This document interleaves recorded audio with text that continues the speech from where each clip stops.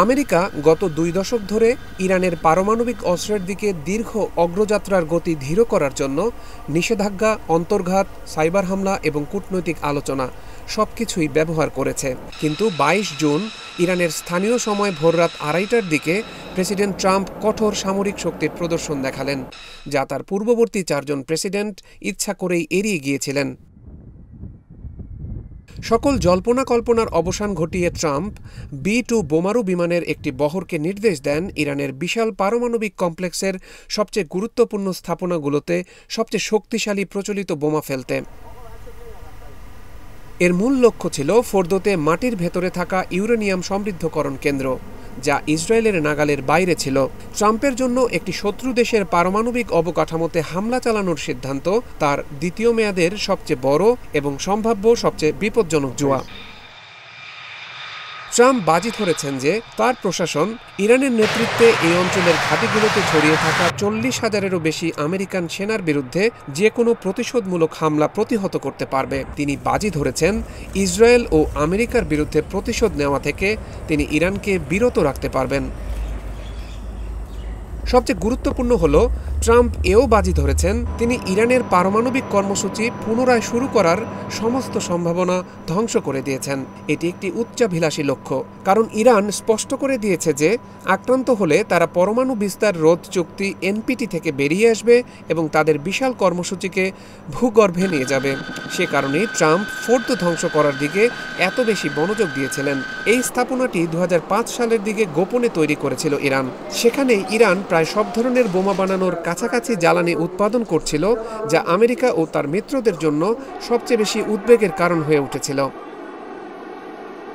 গত ২১ জুন ট্রাম্পের সহকারীরা মিত্রদের বলছিলেন যে ওয়াশিংটনের একমাত্র উদ্দেশ্য ছিল পারমাণবিক কর্মসূচি ধ্বংস করা। তারা এই জটিল হামলাকে একটি সীমিত, নিয়ন্ত্রিত অভিযান হিসাবে বর্ণনা করেছেন, যা ২০১১ সালে ওসামা বিন লাদেনকে হত্যা করা বিশেষ অভিযানের অনুরূপ।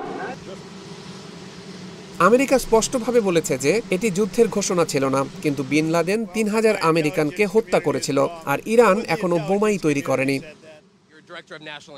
ট্রাম্প এই হুমকিও দিয়ে রেখেছেন যে হয় শান্তি আসবে, নতুবা ইরানের জন্য এমন এক ভয়াবহ ট্র্যাজেডি ঘটবে যা গত ৮ দিনে আমরা যা দেখেছি তার চেয়েও অনেক বেশি হবে। মনে রাখবেন, অনেক লক্ষ্য এখনো বাকি আছে। তিনি প্রতিশ্রুতি দিয়েছেন যে যদি ইরান নতি স্বীকার না করে, তবে তিনি নির্ভুলভাবে তাদের ওপর আঘাত হানবেন। মূলত ট্রাম্প ইসরায়েলের সঙ্গে তার সামরিক অংশীদারিত্বকে বাড়ানোর হুমকি দিচ্ছিলেন। ইসরায়েল গত ৮ দিন ধরে ইরানের শীর্ষ সামরিক ও পরমাণু বিজ্ঞানীকে সুচারুভাবে লক্ষ্যবস্তুতে পরিণত করে তাদের বিছানায়, গবেষণাগারে এবং বাংকারে হত্যা করেছে।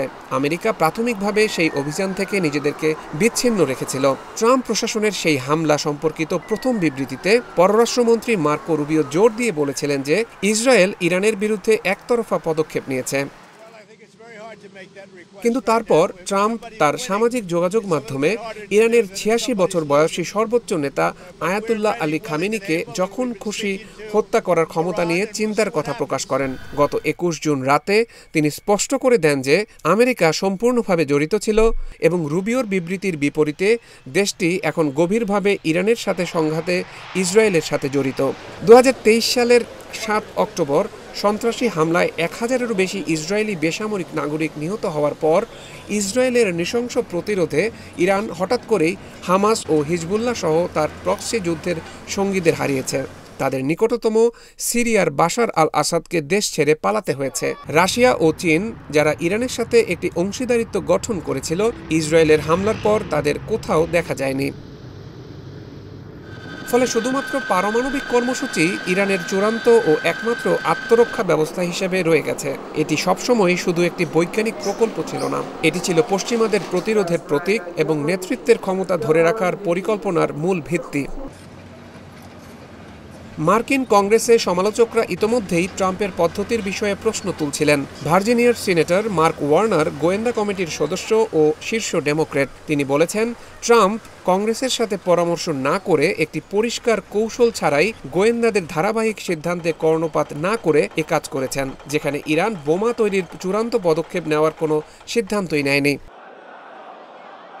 যদি এমন পরিস্থিতিতে ইরান কার্যকরভাবে প্রতিক্রিয়া জানাতে অক্ষম হয়, যদি আয়াতুল্লাহর ক্ষমতা এখন দুর্বল হয়ে পড়ে, অথবা যদি দেশটি তার দীর্ঘদিনের পারমাণবিক উচ্চাকাঙ্ক্ষা ত্যাগ করে, তাহলে কি হবে? ট্রাম্প নিঃসন্দেহে দাবি করবেন যে একমাত্র তিনিই আমেরিকার সামরিক শক্তি ব্যবহার করতে ইচ্ছুক ছিলেন এমন একটি লক্ষ্য অর্জনের জন্য, যা তার পূর্ববর্তী 4 জন প্রেসিডেন্ট খুব ঝুঁকিপূর্ণ বলে মনে করেছিলেন। কিন্তু আরেকটি আশঙ্কাও আছে। ইরান ধীরে ধীরে পুনরুদ্ধার করতে পারে এবং তার বেঁচে থাকা পারমাণবিক বিজ্ঞানীরা তাদের দক্ষতা ব্যবহার করে ভূগর্ভে যেতে পারেন। দেশটি তখন উত্তর কোরিয়ার দেখানো পথ অনুসরণ করতে পারে এবং সেক্ষেত্রে তারা পারমাণবিক বোমা তৈরির প্রতিযোগিতায় নেমে যাবে।